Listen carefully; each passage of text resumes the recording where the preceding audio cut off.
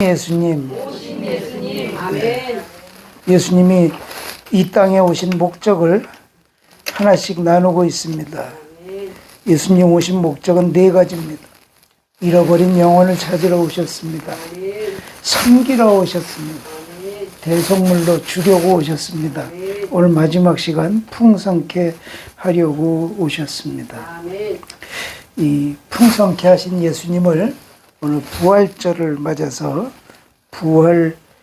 부활절과 매치를 해서 여러분과 함께 은혜를 나누려고 합니다. 우리 교회는 이 부활절이 특히 더 의미가 있습니다. 2002년 부활주일 다음 날, 그 부활절, 2002년 부활절에 우리 교회가 정식으로 창립됐어요. 그러니까 예배는 그 전부터 드렸는데 2000년 10월부터 드렸는데 정식으로 이 교회 설립을 하기는 2002년 3월 31일 부활절 다음 날 했습니다. 벌써 24주년 됐습니다. 우리 김근선 권사님이 제일 산 증인이고, 그 다음에 김덕수 권사님, 김윤자 목사님 다 산 증인이 되십니다.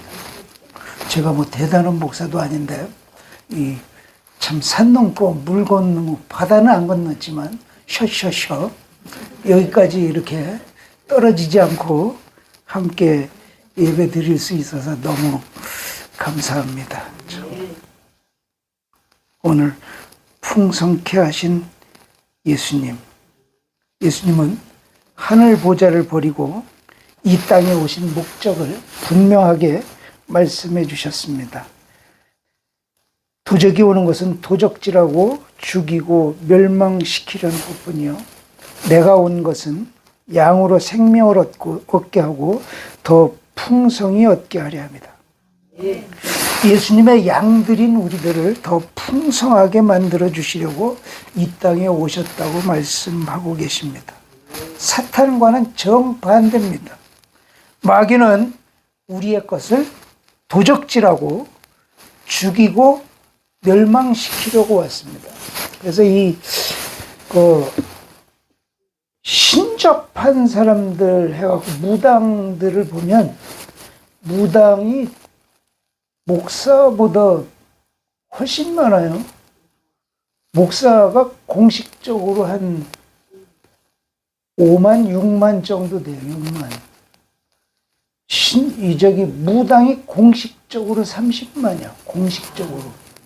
그러니까 실제로는 200만 정도 될 거라고 합니다. 그 교회보다 훨씬 많아요. 무당 요거 잘 벌어요. 잘 벌어.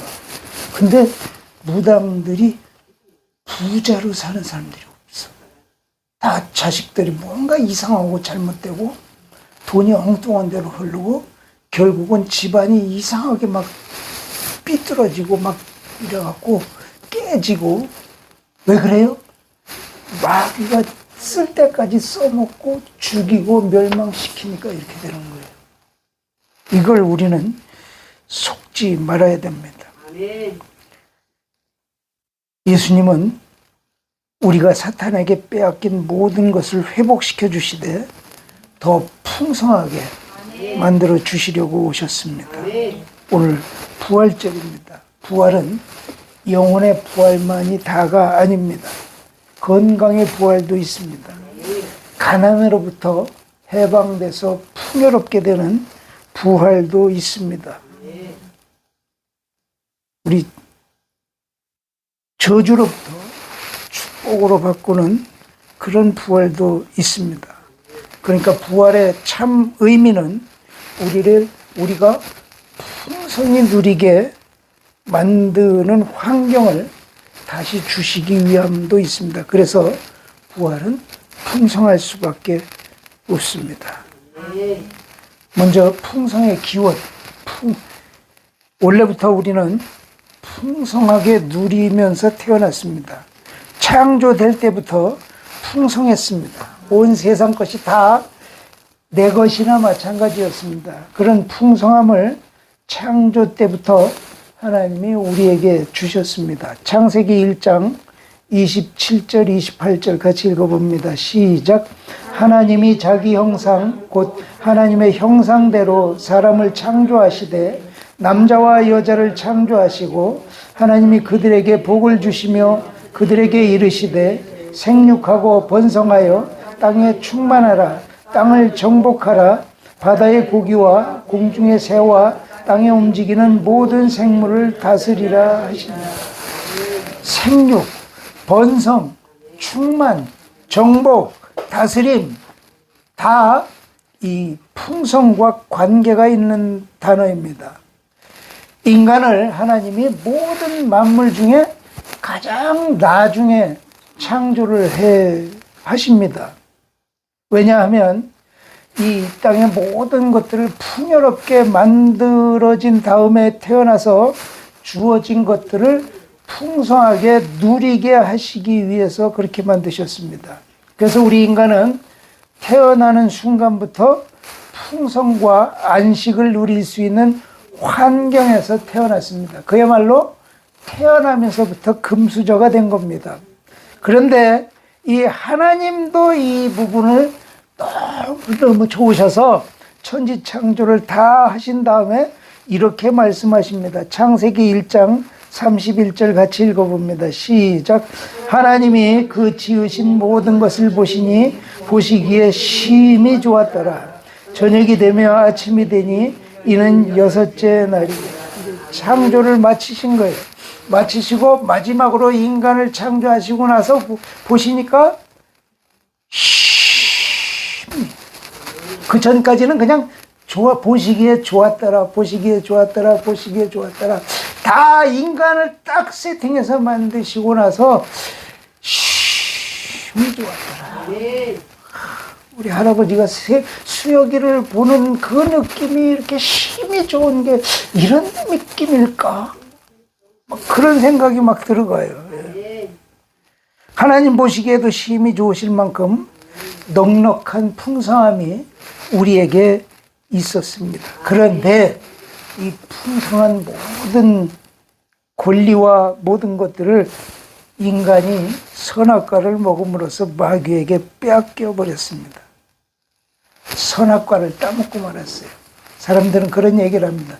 선악과 하나 따먹은 게 뭐 그렇게 큰 일이라고 그렇게 난립니까? 그런데 이게 이 당시에 초창기에 하나님이 창조하실 때 하나님이 법을 이거 하나 딱 만드셨어요. 이거 하나. 선악과만 먹지 마라. 하나님의 입장에서도 이 정도면 인간이 지키겠지. 아주 쉬운 법 하나. 그걸 못 지켰어요. 인간의 의지가 다 이 모양입니다. 그걸 하나를 못 지켜서 지금 우리는 마귀에게 모든 것들을 다 빼앗기고 배고프고 춥고 마음이 불안하고 불평하고 싸우고 분노하고 이래요. 이게 다 우리가 누렸던 풍요로움을 마귀에게 빼앗겼기 때문에 그렇습니다. 마귀는 빼앗은 것을 아주 자기 것처럼 생각합니다. 누가복음 4장 5절 6절 읽어봅니다. 시작. 마귀가 또 예수를 이끌고 올라가서 순식간에 천하만국을 보이며 가로되 이 모든 권세와 그 영광을 내가 내게 주리라. 이것은 내게 넘겨준 것이므로 나의 원하는 자에게 주노라. 이게 지 것처럼 얘기. 우리 거예요, 우리 거. 사기쳐서 빼앗아 놓고 지 거라고 말합니다. 그런데 이게 우리가 이 권리를 빼앗기고 끝난 것이 아니라 이 권리만 빼앗긴 게 아니라 우리의 생사, 여탈 이런 모든 것까지도 다 빼앗아가 버립니다. 그래서 우리가 그걸 다 빼앗기고 힘들게 사는데도 불구하고 우리가 그걸 느끼질 못하니까 어떻게 해요?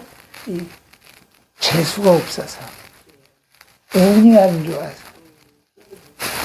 욥기에 보면 욥기 1장 14절 15절 보니까 스바 사람 강도가 나타나서 종들을 죽이고 가축들을 빼앗습니다. 1장 16절은 하늘에서 불이 나와서 양과 종들을 불살라버립니다. 1장 17절에 보니까 갈대아 사람들이 쳐들어와서 약대를 빼앗고 종들을 죽입니다. 1장 19절 20절 보니까 엄청난 바람이 불어서 집이 무너지면서 10명의 아들, 딸들이 즉사합니다. 욥기 2장 7절에 보니까 욥의 정수리부터 발바닥까지 악창이 나서 너무 가려워서 이 기와장으로 득득 긁습니다. 성경을 자세히 살펴보면 이게 운이 나빠서 재수가 없어서 이렇게 된 게 아니라 사탄이 공작을 벌인 겁니다. 근데 욥을 비롯한 모든 사람이 몰라. 오늘을 사는 우리도 마찬가지입니다. 이 사탄이 좀 옛날에 우리 포스터 그릴 때 빨갱이처럼 시뻘겋게 하고 뭐 이빨이 날카롭게 하고 뭐 이렇게 잡아먹을 듯이 이렇게 꼬랑지도 그려놓고 이러면 알겠는데 이 마귀도 광명의 천사로 과장합니다. 고린도후서 11장 14절 15절 시작. 이것이 이상한 일이 아니라 사단도 자기를 광명의 천사로 가장하나니 그러므로 사단의 일꾼들도 자기를 의의 일꾼으로 가장하는 것이 또한 큰 일이 아니라 저희의 결국은 그 행위대로 되리라. 이런 생각을 할 수 있습니다. 이게 다 사단이 한 짓이고 지금 거짓이고 나쁜 짓인데 이걸 왜 하나님이 용납하실까? 왜 용납하실까요? 우리 입장에서는 너무 불만이에요. 근데 이게 하나님의 고유 주권입니다. 법을 가벼운 법이었지만 그 법을 어긴 인간이 당할 수밖에 없는 벌이기도 합니다. 억울한데요? 할 수 없어요. 우리의 자업자득입니다. 그래서 이 권리를 예수님이 다시 회복시키기 위해서 오셨습니다. 이스라엘에는 이 고헬법이라는 게 있습니다. 고헬법. 하고 내가 망해서 빚을 지고 죽었어.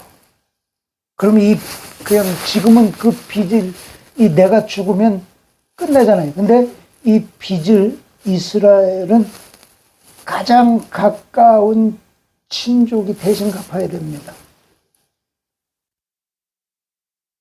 가장 그 가까운 촌수대로 나가서 이걸 갚아줘야 됩니다. 근데 이 갚아주는 게 빚만 갚아주는 게 아니고 땅도 다시 사서 돌려줘야 됩니다. 그리고 내가 원수 진 게 있잖아요. 원수 진 게 있으면 그 원수도 갚아줘야 돼요. 그래서 구약의 율법은 이에는 이, 눈에는 눈. 하고 내가 밤탱이를 한 대 맞았어. 그러면 똑같이 이걸 내가 맞은 걸 갚을 수 없으면 우리 가장 가까운 내 친족이 가서 그 나를 친 사람에 가서 똑같이 쳐야 됩니다. 똑같이. 근데 이스라엘은 이걸 조금 발전시켜서 어떻게 하냐면 내가 한번 당했어. 그럼 이 당한 걸 몇 배로 갚냐? 20배로 갚습니다. 20배. 그러니까 이게 한 번 폭격을 받으면 20배로 폭격을 해버리는 거예요. 그래서 이스라엘이 무서운 거예요. 그런데 예수님이 오셨는데 우리의 잃어버렸던 권리는 회복시켜 주셨는데 원수 갚는 것은 안 하셨어요. 그래서 예수님이 직접 말씀하시는 원수 갚는 것, 원수를 미워하라고 그랬다는 것을 너희가 들었으나 너희는 서로 사랑하라. 그러니까 원수 갚는 그 고헬법을 적용을 안 하시고 빚만 갚아 놓으셨어요. 왜? 원수 갚기는 갚으면 갚을수록 계속해서 원수 서로 계속 원수를 갚아야 되기 때문에 되물림이 오기 때문에 예수님 선에서 이걸 끊으신 거예요. 아멘. 그래서 이제는 누구든지 믿기만 하면 우리의 잃어버린 권리를 회복하고 풍요롭게 되는 환경을 만들어 놓으셨습니다. 아멘. 그래서 이제는 누구든지 믿기만 하면 부자 돼요. 옆에 분에게 인사합시다. 믿으면 부자가 됩니다. 믿으면 잘 됩니다. 근데 이게 안 믿어지는 거예요. 왜? 너무 쉬워서. 저 핸드폰을 연다 실시. 핸드폰을 연다 실시 다. 여기 보면 백자, 청화, 철체, 동체, 초축문 요거를 쳐보세요. 주보에 나와 있어요. 요걸 쳐봐요 한번.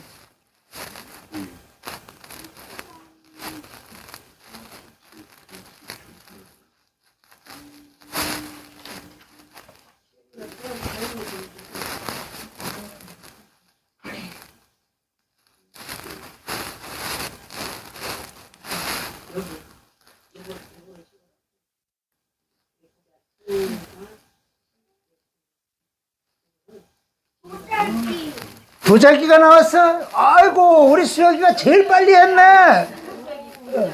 이렇게 생긴 도자기가 나왔어. 이렇게 생긴 도자기, 그죠? 이렇게 생긴 도자기가 나왔어.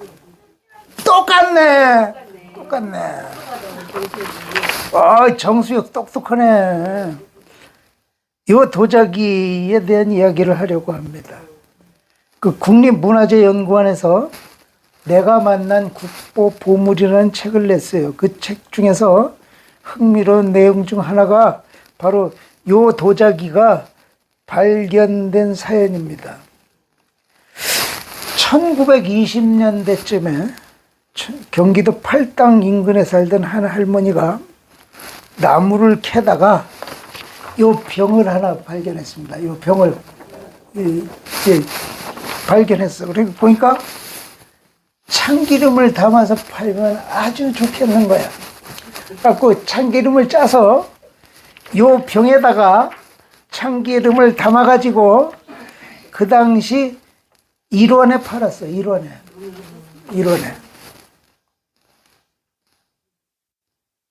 이 병의 가치를 알아본 사람은 당시 서울에 살던 한 일본인 골동품삼이었습니다. 부인이 공교롭게도 참기름을 사왔는데 그 병에 담긴 걸 사왔어. 이게 이 골동품삼은 대번에 이게 가치가 있는 건 줄 알고 이 도자기를 골동품상에 60원을 받고 팝니다. 60원. 이 60배가 올라간 거예요. 60배. 이후 수집가 몇 사람을 거친 다음에 1936년 경매에서 14,580원에 낙찰됩니다. 이 당시 이 14,580원은 당시 서울의 기와집 15채를 살 수 있는 돈이었습니다. 조선 백자 중에서도 또 역대 참기름병 값으로도 역대 최고가를 기록을 합니다. 이 병을 간송미술관을 세운 전형필 씨가 이거를 거금을 몇 억을 주고 이 병을 사다가 보관을 합니다. 이 전형필 씨, 이 사람은 정말 돌아가셨어요. 돌아가셨는데 이분은 정말 상 줘야 되는 게 반출된 국가 유물을 자기 돈을 사가지고 또 구입을 해서 그걸 보관을 해서 수백억 이상이 이 국보급 그 문화재들을 사들이는데 할애를 했습니다. 정말 멋진 분입니다. 이 병이 이제 나중에 백자, 청화, 철체, 동체, 초축문 병 이렇게 이름이 지어졌고 1997년 국보로 지정됩니다. 우리도 그래요. 예수를 믿는 가치, 풍요로움의 복음을 자꾸 잃어버립니다. 마귀가 자꾸 속삭입니다. 세상에 공짜가 어딨니? 대가가 있어야지. 너는 안 돼. 돈도 없잖아. 백도 없잖아. 능력도 찌질이잖아. 여기에 자꾸 우리가 현혹돼서 복음의 진짜 가치를 자꾸 놓칩니다. 그래서 자꾸 우리가 아주 귀한 복음을, 풍요로운 복음을 찌질한 복음으로 느끼고 살고 있습니다. 마귀의 꼬임에 빠져서 그렇습니다. 이 두 번째, 사단의 속성에 대해서 알아봅니다. 지피지기면 백전백승이라고 했기 때문에 사단을 알아야 우리의 풍요로움의 범위도 알 수 있습니다. 사단의 속성. 원래 이 사탄은 하나님의 천사장 중 하나였습니다. 이사야서 14장 12절에서 17절 같이 읽어봅니다. 시작. 너 아침의 아들 계명성이여 어찌 그리 하늘에서 떨어졌으며 너 열국을 엎은 자여 어찌 그리 땅에 찍혔는고 내가 내 마음에 이르기를 내가 하늘에 올라 하나님의 뭇별 위에 나의 보좌를 높이리라. 내가 북극 지폐의 산 위에 좌정하리라. 가장 높은 구름에 올라 지극히 높은 자와 비기리라 하도다. 여기까지만 읽습니다. 여기까지. 이게 이제 계명성이 사탄입니다. 히브리어로 헤렐이라고 합니다. 헤렐. 하랄에서 유래됩니다. 하랄이 빛나다 이런 뜻이 있습니다. 계명성은 새벽별, 금성을 말합니다. 가장 빛난 별입니다. 라틴어 역과 킹 제임스 버전에서는 루시퍼로 번역하고 있습니다. 루시퍼는 가브리엘, 미가엘과 더불어서 천사장 중 하나입니다. 음악을 담당했었습니다. 그 중에서도 가장 하나님의 총애를 받은 천사장이 루시퍼입니다. 근데 이런 루시퍼가 교만이 들어갑니다. 하나님과 비길이라. 그러니까 하나님과 똑같이 되고 싶어서 하나님께 버림받고 쫓겨났어요. 그래서 반역을 꾀하다가 쫓겨납니다. 에스겔서 28장 12절에서 17절 같이 읽어봅니다. 시작. 인자야 두로 왕을 위하여 애가를 지어 그에게 이르기를 주 여호와의 말씀에 너는 완전한 인이었고 지혜가 충족하며 온전히 아름다웠도다. 내가 옛적에 하나님의 동산 에덴에 있어서 각종 보석 곧 홍보석과 황보석과 금강석과 황옥과 홍만호와 창옥과 청보석과 남보석과 홍옥과 황금으로 단장하였었으며 내가 지음을 받던 날에 너를 위하여 소고와 비파가 예비되었었도다. 너는 기름 부음을 받은 덮는 그룹임이며 내가 너를 세우매 내가 하나님의 성산에 있어서 화강석 사이에 왕래하였었도다. 내가 지음을 받던 날로부터 내 모든 길에 완전하더니 마침내 불의가 드러났도다. 내 무역이 풍성함으로 내 가운데 강포가 가득하여 내가 범죄하였도다. 너 덮는 그룹아, 그러므로 내가 너를 더럽게 여겨 하나님의 산에서 쫓아내었고 화강석 사이에서 멸하였도다. 내가 아름다움으로 마음이 교만하였으며 내가 영화로움으로 내 지혜를 여기는 없나요? 이게 사탄의 정체입니다. 지혜가 충만하고 완벽한 아름다움이 있고 기름 부음을 덮는 그룹이었고 하나님의 성산에 하나님과 함께 있었던 완벽했던 천사가 타락해서 천국 천사의 3분의 1의 권세를 이 천사들을 꼬셔서 데리고 나와서 지금 활동을 하고 있는 게 이 마귀라고도 하고 사탄이라고도 하고 뱀이라고도 하고 용이라고도 하는 이런 자입니다. 계시록 12장 7절에서 9절 시작. 하늘에 전쟁이 있으니 미가엘과 그의 사자들이 용으로 더불어 싸울세 용과 그의 사자들도 싸우나 이기지 못하여 다시 하늘에서 저희의 있을 곳을 얻지 못한지라 큰 용이 내어 쫓기니 옛 뱀 곧 마귀라고도 하고 사단이라고도 하는 온 천하를 꿰는 자라. 땅으로 내어 쫓기니 그의 사자들도 저와 함께 내어 쫓기니라.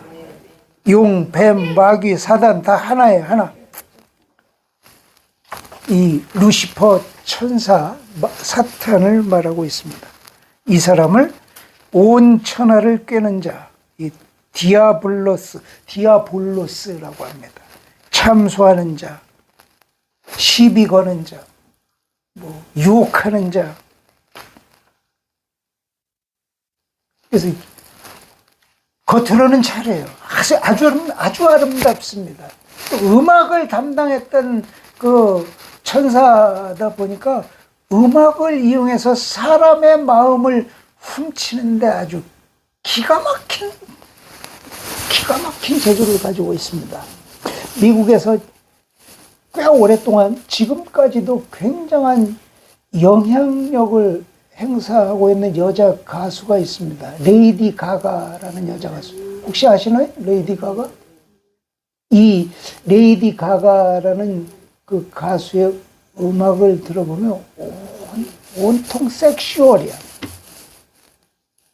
그 부분 나도 그 음악을 듣다 보면 나도 모르게 마음이 묘해져. 그 레이디 가가는 반공개적으로 자기가 사탄의 음악을 하고 있다고 말하고 다닙니다. 그 어마어마한 그 팬층이 요새 방탄이 잘 나간다고 하는데 방탄은 비교도 안 될 만큼 어마어마한 팬층을 가지고 있습니다. 사탄이 뒤에서 다 들어갑니다.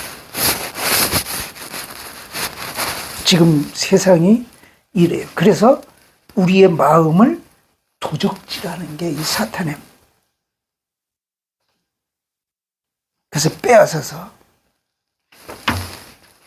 우리의 생각을 타고 들어옵니다.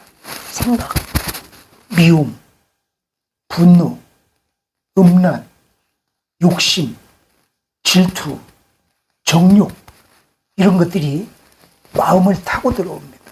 자리를 잡습니다. 그리고 우리를 점령합니다.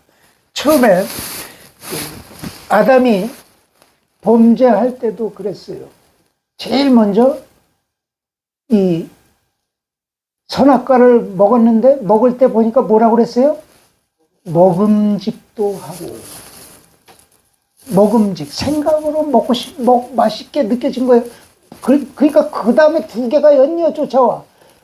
보암직도 하고 탐스러운지라. 그래서 먹은 거예요. 생각을 타고 들어옵니다. 이 사탄의 존재에 대해서 요한복음 8장 44절 시작. 너희는 너희 아비 마귀에게서 났으니 너희 아비의 욕심을 너희도 행하고자 하느니라. 저는 처음부터 살인한 자요 진리가 그 속에 없으므로 진리에 서지 못하고 거짓을 말할 때마다 제 것으로 말하나니 이는 저가 거짓말장이요 거지가 아버지가 되었음이니라. 속으면 안 됩니다. 속아서는 큰일 납니다. 이 사탄이 우리에게 도적질한 것들, 그것은 생명을 도적질했습니다. 천국 가는 길을 도적질했습니다. 기업을 도적질했습니다. 마음을 도적질했습니다. 안식과 평안을 도적질했습니다. 그래서 우리는 계속해서 빼앗기고 삽니다. 그럼에도 불구하고 우리는 이게 운명이라고 생각합니다. 재수가 없어서 이렇게 힘들다고 생각합니다. 운이 안 좋아서 당했다고 생각합니다. 마귀에게 당했다는 것을 꿈에도 생각을 못하는 게 우리 삶의 현 주소입니다. 그래서 우리는 예수님이 이거를 너무나 안타깝게 여기셔서 이걸 해결하러 오신 게 십자가 사건이라고 할 수 있습니다. 헨리 나우엔 신부님이 쓰신 책 중에 마음의 문을 열고라는 책이 있습니다. 마음의 문을 열고 이 책에 나오는 이야기 한 토막이 있습니다. 정신과 의사에게 그 부인이 찾아왔습니다. 그런데 공교롭게도 이 여자가 그 의사 앞에 오자마자 발작을 시작합니다. 막 그냥 분노 게이지가 폭발하고 막 있는 걸 차다 던지고 막 그냥 이렇게 하고 허다한 데니까 막 깨물고 사람들이 달려고 막 병원이 온 난리 난장판이 됐습니다. 근데 이상하게 이 여인이 이 오른손에 뭘 하나 꽉 쥐어주고 이걸 꽉 놓고 절대 안 놓는 거예요. 절대. 그래갖고 이 남자 간호사 두 사람이 달려와서 양쪽에서 붙잡고 이걸 억지로 이렇게 폈어요. 그러니까 거기에 그 1센트 동전 하나가 이 밑에 땡그랑하고 밑에 떨어지는 거예요. 그런데 희한하게도 이 부인이 여기에 그 1센트 동전이 땅에 떨어지고 나서 한숨을 내쉬더니 광기 어린 눈빛이 사라지고 평화가 찾아오고 이 마음이 가라앉기 시작을 합니다.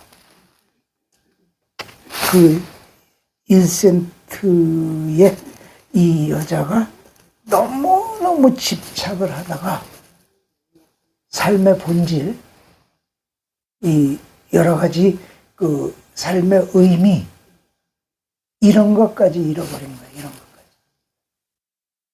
웃을 이야기가 아닙니다. 우리가 그래요. 우리가 하나님 앞에 섰을 때 아무짝에도 소용없는 것들을 꽉 붙들고 난 이거 놓치면 죽어. 이건 내가 목숨 걸고 지켜야 할 거야. 이걸 꽉 붙들고 우리가 삽니다. 어떤 사람은 요 움켜쥔 속에 돈이 들어가 있습니다. 어떤 사람은 여자가 들어가 있습니다. 길만지라고는 말 안 하겠습니다. 여자가 들어가 있습니다.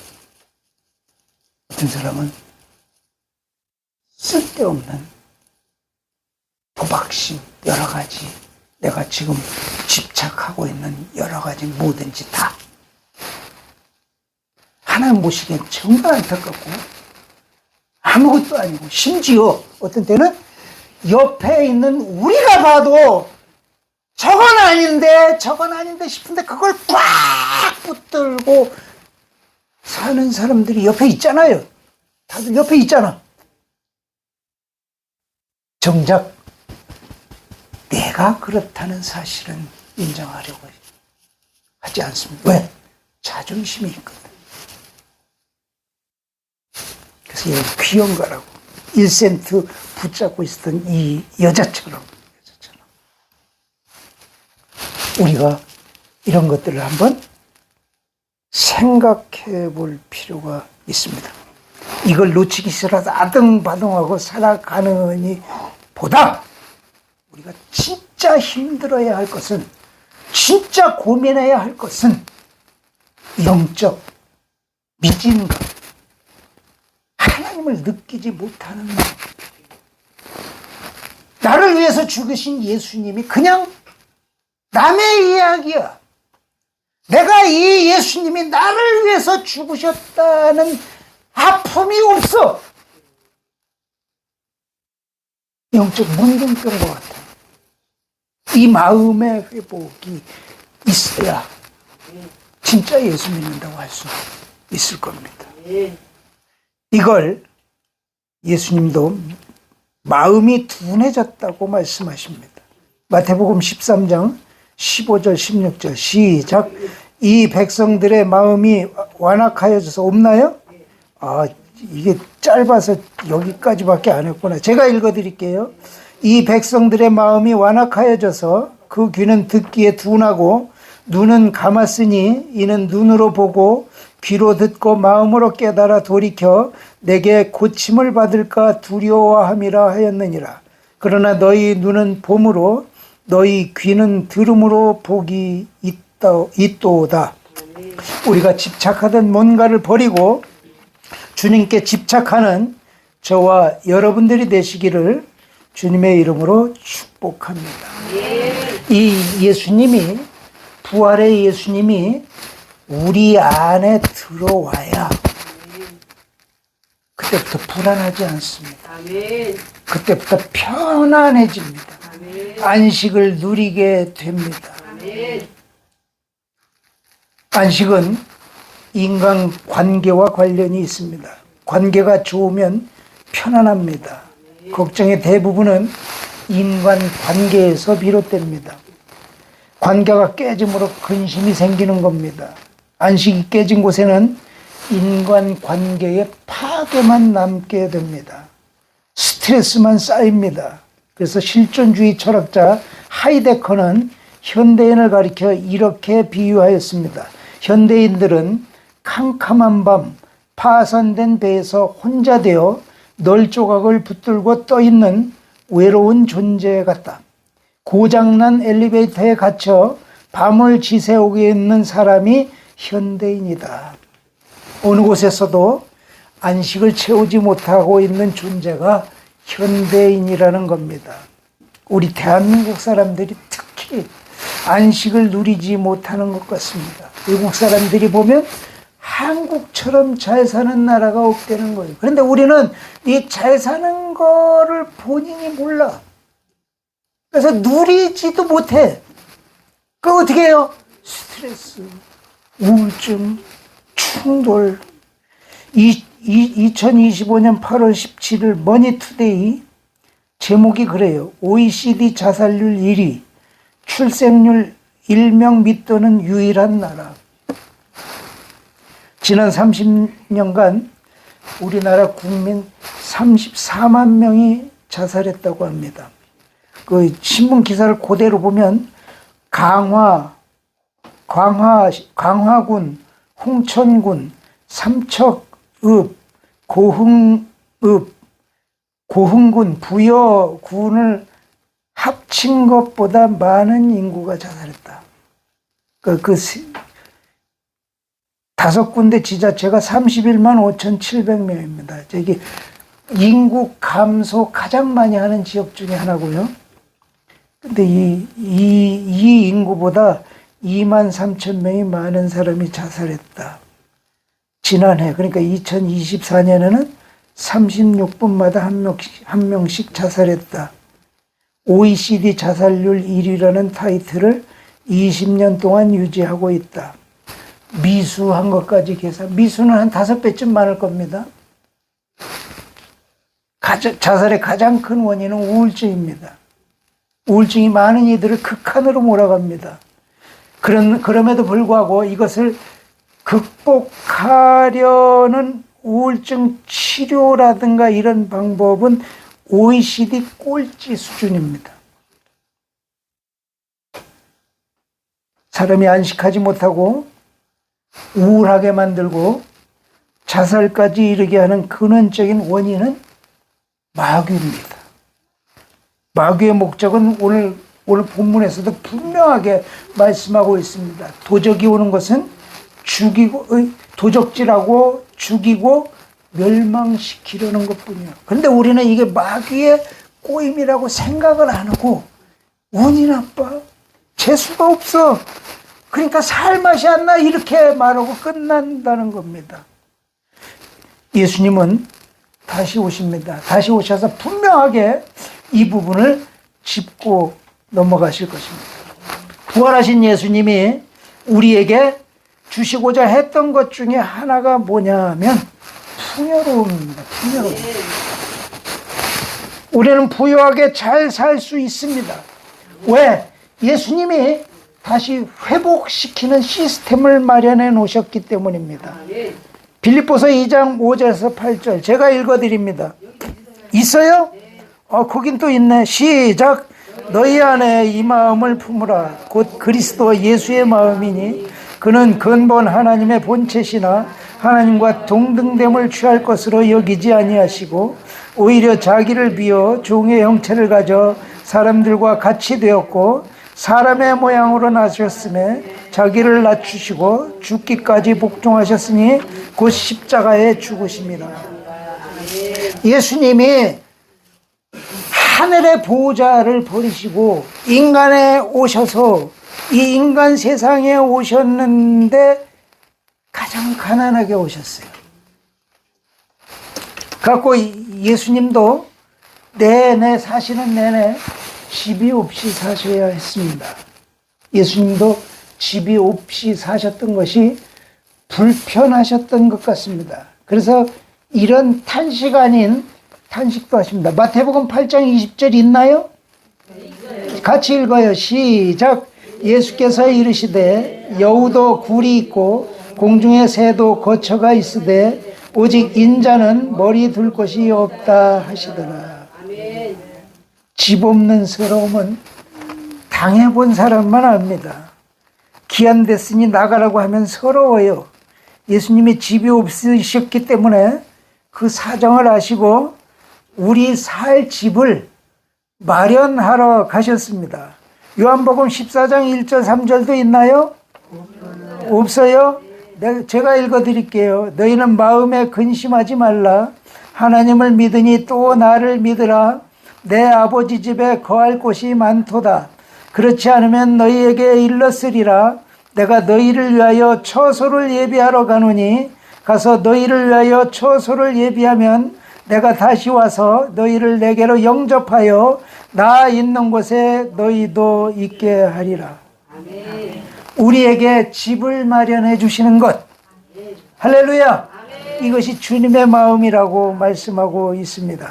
이런 사실을 깊이 묵상했던 바울이 이런 고백을 합니다. 고린도후서 8장 9절. 우리 주 예수 그리스도의 은혜를 너희가 알거니와 부유하신 자로서 너희를 위하여 가난하게 되심은 그의 가난함을 인하여 너희로 부욕케 하려 하심이니라. 이 말씀에 가슴이 울렸던 조용기 목사님이 특유의 카랑카랑한 목소리로 예수님이 나를 위해 가난해지셨습니다. 홈리스가 되신 것입니다. 몸짓고 피 흘려 죽으심으로 이제 우리도 믿기만 하면 부자가 될 수 있습니다. 이것을 믿으시기 바랍니다, 여러분. 비슷한가요? 이때까지만 해도 예수 믿는 사람들은 가난한 것이 미덕인 줄 알았습니다. 부역에 살면 뭔가 미안했습니다. 조 목사님의 축복 신학이 세상에 판을 바꿔버렸습니다. 그 당시만 해도 60년대, 70년대 초반만 해도 그때는 순복음 중앙교회였죠. 저기 서대문 로타리에는 순복음 중앙교회에는 대다수 성도들이 어디냐면 그때 그 마포나루에서 새우젓 장사를 하시던 아줌마들이 많았어요. 새우젓 장사를 아줌마들이 그 양푼 다라이를 그걸 그냥 거기까지 띄워와서 그 교회 입구에다가 양푼들을 거기다 팽개쳐 놓고 예배를 드립니다. 교회 입구에 새우젓 냄새가 진동을 합니다. 그랬던 그 아줌마, 아저씨, 성도, 가난했던 그 성도들이 예수님의 그 조용기 목사님의 예수님이 가난해지심은 나를 부욕케 하심이기 때문에 이제 우리는 누구든지 믿기만 하면 부자가 될 수 있습니다. 이걸 복음으로 받아들였더니 다 부자가 돼요. 잘 사는 사람이 되고. 제가 아는 어떤 그 권사님은 그 영등포 주변에 40평짜리 아파트를 3채를 사서 거기를 선교사들이 이제 한국에 들어오면 거처할 곳이 없으니까 거기를 그 게스트하우스식으로 그 시간을 정해서 거하시게 하는 거예요.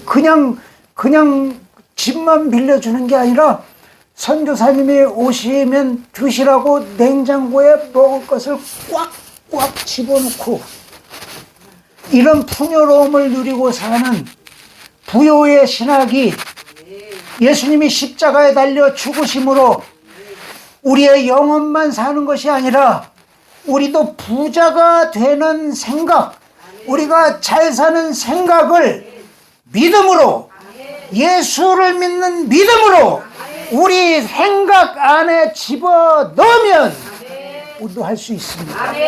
안 할 뿐입니다. 사람이 생각이 바뀌면 말이 바뀝니다. 말이 바뀌면 행동이 바뀝니다. 행동이 바뀌면 습관이 바뀝니다. 습관이 바뀌면 운명이 바뀝니다. 이걸 믿으시기 바랍니다. 그래서 나는 지금부터 부자가 되기로 결심했어. 나는 풍요롭게 살기로 결심했어. 예수님이 이 시스템을 만들어 주셨어. 이걸 믿고 부자가 되는 꿈을 꾸며 살아가는 저와 여러분들이 되시기를 주의 이름으로 축복합니다. 말씀 생각하시면서 통성으로 기도합니다. 주님 은혜를 감사합니다. 아버지 도와주니 감사합니다. 감사합니다. 주님 도와주시옵소서.